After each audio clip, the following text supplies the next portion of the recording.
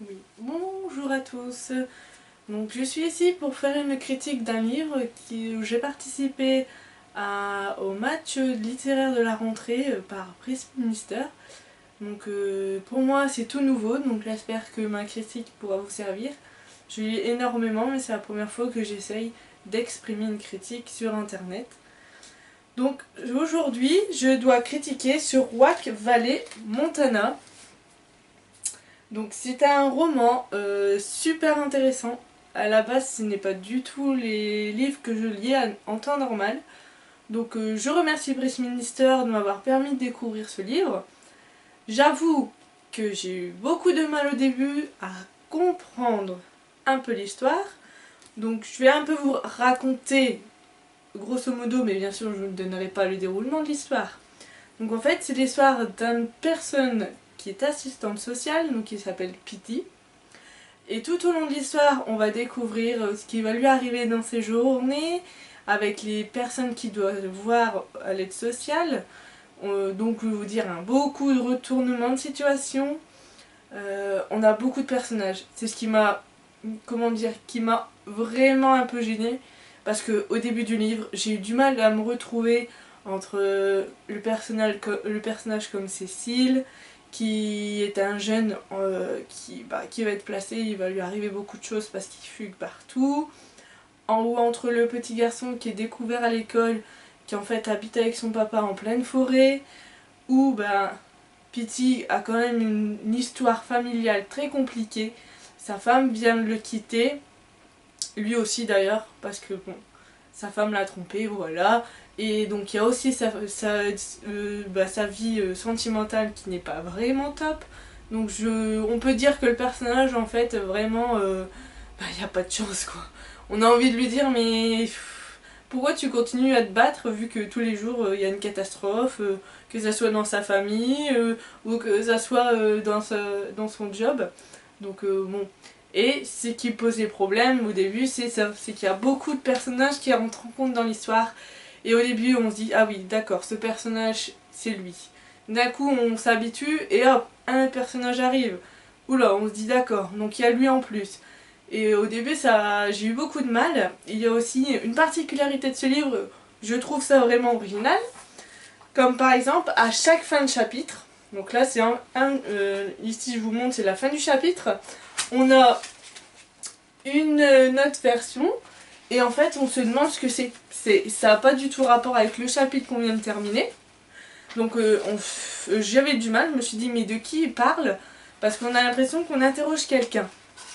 Alors j'ai mis du temps avant de comprendre, hein. J'ai quand même mis 4-5 chapitres avant de comprendre en fait que on interroge sa fille à Pitty sur comment ça se passe avec sa maman, tout ça.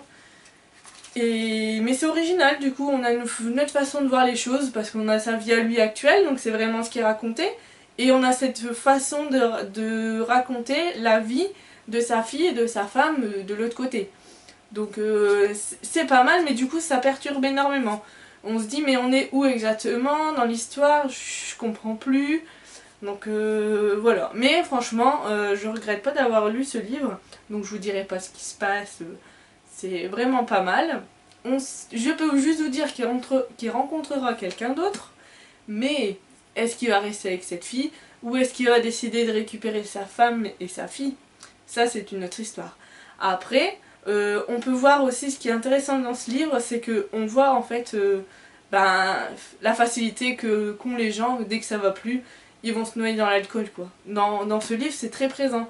Dès que Pitty, il y a quelque chose dans sa vie qui va plus, et où il va se réfugier dans les bars. Et c'est vraiment typique de la société actuelle quoi. Ou même les histoires qu'on entend, c'est quand même quelqu'un de l'assistante sociale quoi. Et nous, quand on n'est pas dans ce milieu là, on pense pas qu'en fait ils ont quand même du courage parce que quand on voit un peu les histoires, même si ça reste un peu de la fiction, on est d'accord, mais ça peut être basé sur des histoires vraies.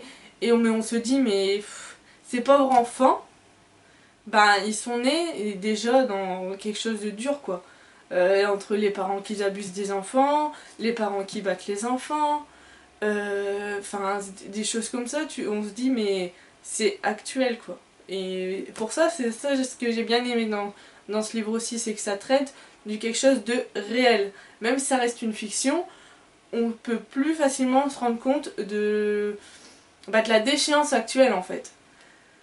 Donc moi franchement, je conseille peut-être aux gens qui n'ont pas l'habitude de lire des livres un peu qui traitent sur les actualités quoi. Ça reste quand même, c'est un écrivain qui est américain, donc le Montana bien sûr, hein, vous n'êtes pas bête, ce n'est pas en France mais bien aux États-Unis.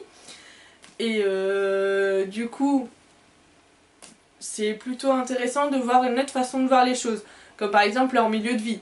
Là-bas c'est des grandes forêts, comme le Canada, vous allez à un moment entendre parler du Canada dedans, enfin c'est pas du tout les mêmes choses, donc en même temps les descriptions nous permettent aussi de voir un peu un autre environnement par rapport à nous en France ou ailleurs quoi. Donc ça pour ça fait pas mal aussi, et donc je vous dis merci déjà à Press Minister de m'avoir permis de faire ça. Et j'espère que ma critique vous sera utile.